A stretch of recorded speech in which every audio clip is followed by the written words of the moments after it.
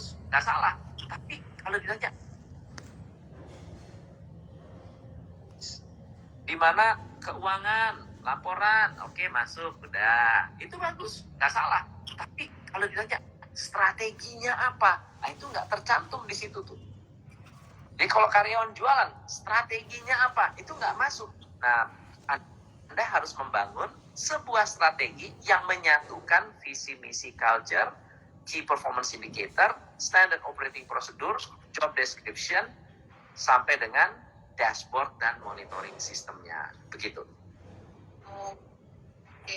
Jadi kita tuh harus sama-sama tahu dulu ya Coach, di pertama ya Coach. Jadi sama-sama.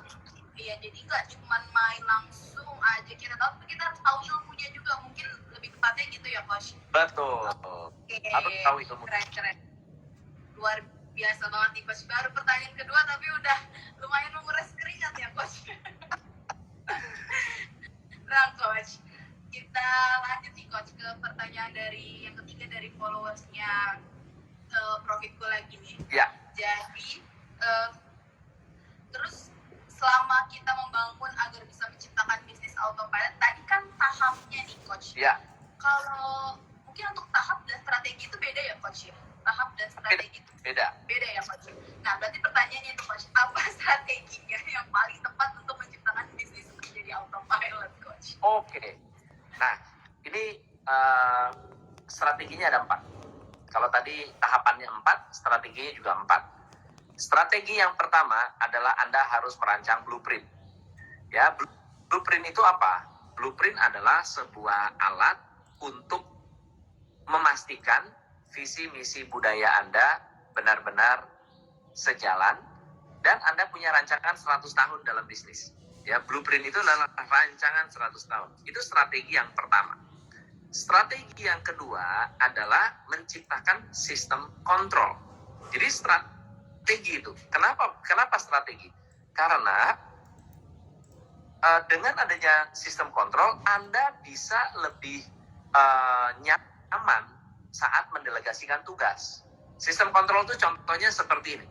Kalau Anda meminta Mbak di rumah untuk masak untuk anak, ada nggak alat kontrolnya? Ada nggak sistem kontrolnya? Kita ada nih, kalau di rumah ada alat kontrolnya. Alat kontrolnya apa? Kita kasih tahu jam, betul nggak ya? Dan kasih tahu menunya apa. Gampang kan? Jam 7 anak-anak harus makan pagi, menunya roti sama telur. Ya. Terus gimana kontrolnya? Kita bisa melihat Mbak itu bekerja. Jadi kalau dia belum bangun kita tahu, ya kan? Kalau jam 6.30 belum ada tanda-tanda, kita tahu. Kita bisa lihat. Nah, kalau dalam bisnis tidak seperti di rumah. Kenapa? Karena nggak semua bisa kelihatan. Tidak semua itu bisa kasat mata di mata kita. Ya, bisa aja Anda lagi ketemu customer di luar, Anda nggak bisa lihat apa yang terjadi di kantor. Maka sistem kontrol itu harus didesain. Langkah yang ketiga adalah strategi mendatangkan cash flow. Apa hubungannya autopilot dengan cash flow? Autopilot, salah satu syarat autopilot adalah banyak uang, banyak waktu. Jadi kalau Anda nggak punya strategi untuk mendatangkan cash flow, berarti proses Anda atau produk Anda pasti ada masalah. Marketing Anda bermasalah. Oke?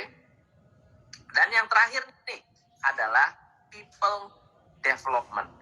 Strategi untuk memastikan semua karyawan memiliki peluang untuk pengembangan. Hari ini saya coaching satu company, sebetulnya bukan coaching lah, ngobrol-ngobrol dengan salah satu business owner. Omset mereka tahun lalu, tahun 2012 adalah business owner. Omset mereka tahun lalu, tahun 2003, 2022 ya, 2022 adalah 1,4 triliun. Net profit setiap bulannya rata-rata 10 miliar. 10 miliar. Oke? Pertanyaan saya, bagus atau jelek? Jadi kalau dalam 1 tahun itu kira-kira 120 miliar. 120 miliar, sales mereka 1,4 triliun. Oke? Lalu kemudian hari ini kita ngobrol nih. Kita ngobrol. Ownernya datang dan cerita ke saya. Coach, saya bingung nih dengan HRD. Ya, dia bilang, kenapa? Kok Pak? Dulu waktu kita coaching, ya kan? Dia waktu kita coaching, coach itu merancang 4 area yang sangat-sangat tersistem sekali, begitu. Salah satunya adalah people development. Kita itu bisa sampai ke 1,4 triliun ini tahun mereka coaching tahun 2019, ya, sampai hari ini masih jadi klien.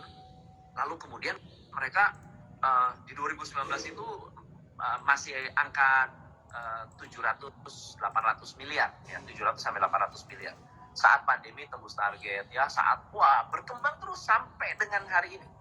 Lalu kemudian dia bilang, Coach, saya ini sekarang punya HRD. Saya rekrut HRD yang sangat mahal sekali, tapi mereka tidak punya program pengembangan SDM. Saya ingat banget 2019, Coach, kita mulai coaching, kita fokuskan dengan pengembangan SDM. Teman-teman, kalau 4 area ini, Anda punya blueprint, Anda punya sistem kontrol, Anda punya strategi cash flow, dan Anda punya pengembangan SDM, bisnis Anda bukan hanya bisa autopilot, tetapi saat ditinggal bisa bertumbuh. Saat ditinggal bisa bertumbuh. Oke? So, jadi 4 strategi itu bisa membuat bisnis Anda lebih sehat dalam saat menjalankan autopilot. Gitu. Oke, mantap ya Coach. Tahap 4, strategi juga 4. Nah itu benar-benar berarti kalau misalnya kita ingin bangun bisnis autopilot tuh nggak cuman tahapnya aja, tapi strateginya juga harus diperhatikan ya Coach. Dan harus berurut juga nggak sih Coach? Misalnya kita harus punya ini dulu, terus baru kita punya yang kedua, ketiga, dan keempat. Itu penting sekali. Jadi apa yang saya sampaikan nggak bisa diputar. Misalnya contohnya, Anda punya bisnis, bikin manajemen dulu, tapi nggak profit, jangan. Pastikan dulu Anda profit. Pastikan profitable itu di tangan kita. Baru Anda bangun yang kedua, baru bangun yang ketiga, baru bangun yang keempat. Kalau Anda, udah rekrut orang hebat, banyak nih, rekrut orang yang mahal, mantan GM McDonald, mantan bahkan ngambil SOP-nya perusahaan franchise gitu kan. Wah, SOP-nya udah ada, lengkap, tapi produknya jelek. Dijual nggak laku, percuma. Harus untung dulu. Oke, siap Coach. Berarti kita harus benar-benar berurut ya. Berarti ini tips yang paling benar-benar kita nggak boleh skip sama sekali ya Coach. Mau dari tahap strategi itu nggak boleh di skip ya Coach. Kalau kita pengen benar-benar bisnis kita jadi autopilot ya. Betul. Oke Coach. Lanjut gak nih Coach? Lanjut. Masih aman ya Coach? Yang penting bisa tembus sampai jam 10 malam saya lanjut. Oh ya, amin. Mantap Coach. Oke. Nah, kita masuk nih Coach ke pertanyaan selanjutnya nih. Tadi kan udah tahap, terus udah strategi. Kita selipin dulu nih Coach.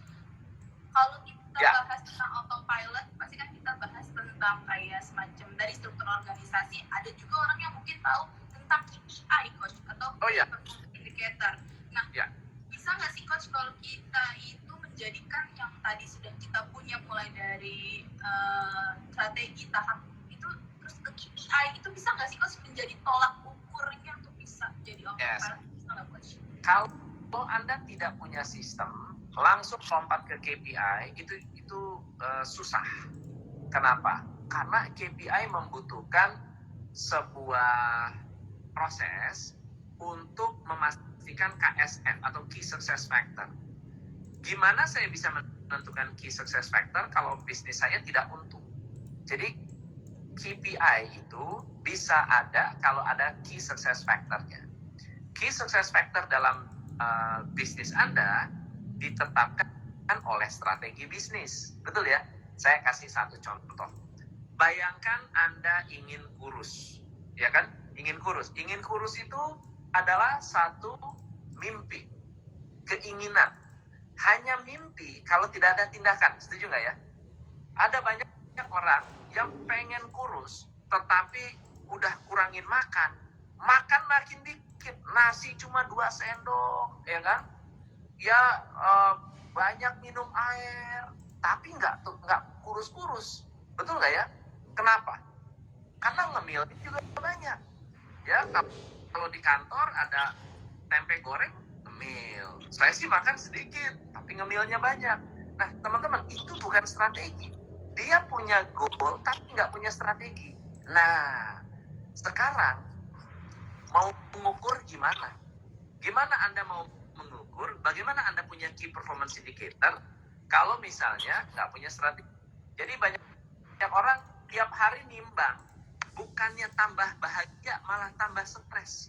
Nah, kalau tambah stres, kortisolnya naik, ya kolesterolnya naik, lemaknya naik. Kalau lemaknya naik, ya nggak turun-turun mau gimana pun juga.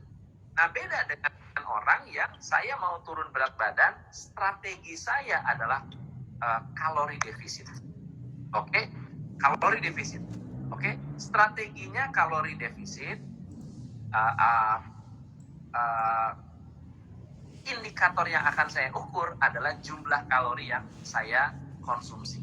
Ya, KPI-nya adalah indikatornya adalah jumlah kalori yang saya konsumsi. KPI-nya adalah berapa target angka yang harus Anda konsumsi.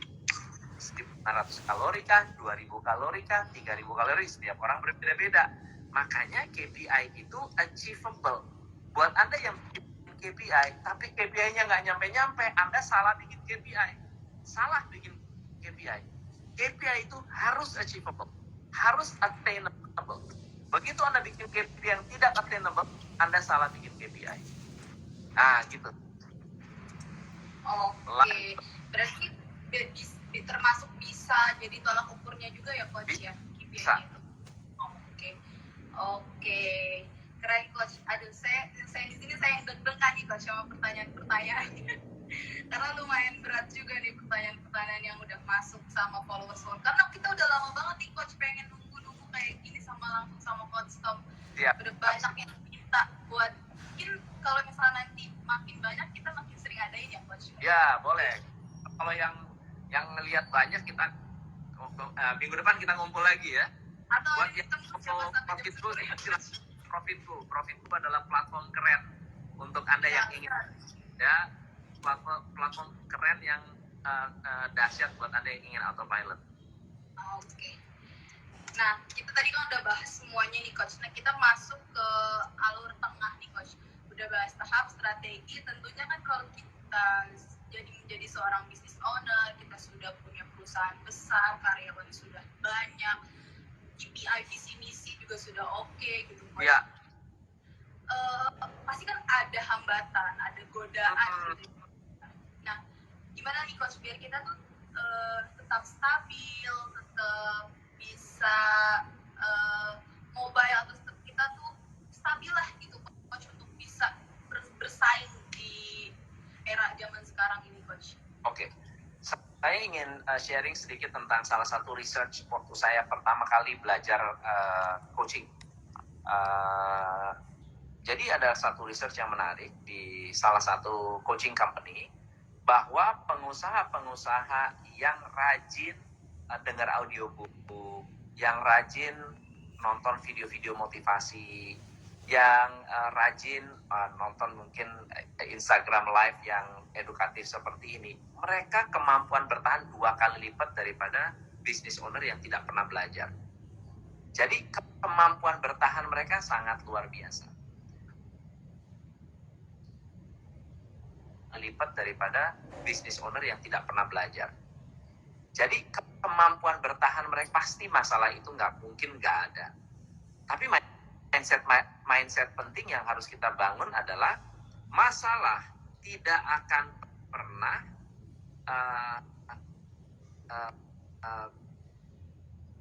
gini.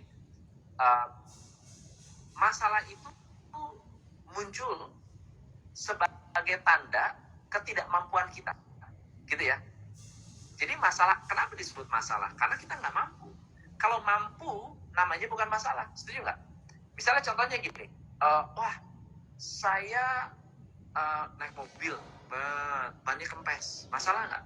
Kalau Anda punya dongkrak, kalau Anda punya kunci-kunci, kalau Anda punya ban serep, masalah nggak? Nggak masalah. Ya terganggu, yes. Tapi masalah bukan. Yang jadi masalah itu apa? Kalau Anda tidak punya solusinya. Nah, dari mana kita bisa mendatangkan solusi? Nomor satu, dari lingkungan. Kalau teman-teman bergaul dengan orang-orang yang lebih pintar atau lebih berpengalaman, solusi itu bisa kita contek. Kita bisa pinjam solusi. Ya.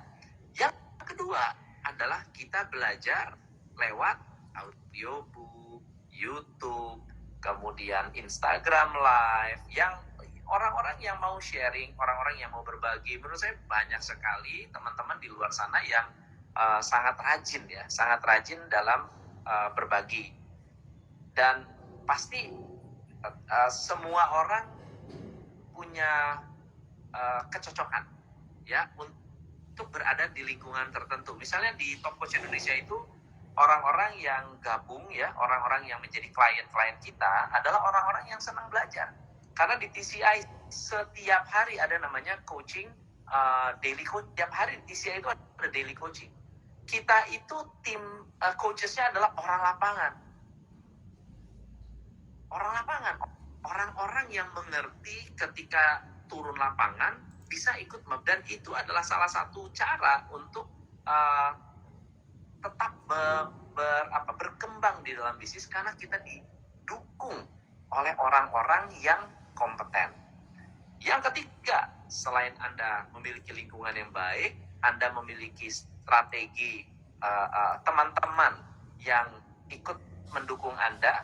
Yang ketiga, mungkin tidak kalah pentingnya, yaitu memiliki sebuah sistem yang bisa improve secara terus-menerus. Sistem yang bisa improve itu gimana? Contoh, kalau Toyota ada satu sistem yang bisa membuat mereka improve, namanya Kaizen. Kaizen adalah continuous improvement. Kalau di TCI namanya penyempurnaan terus-menerus, bukan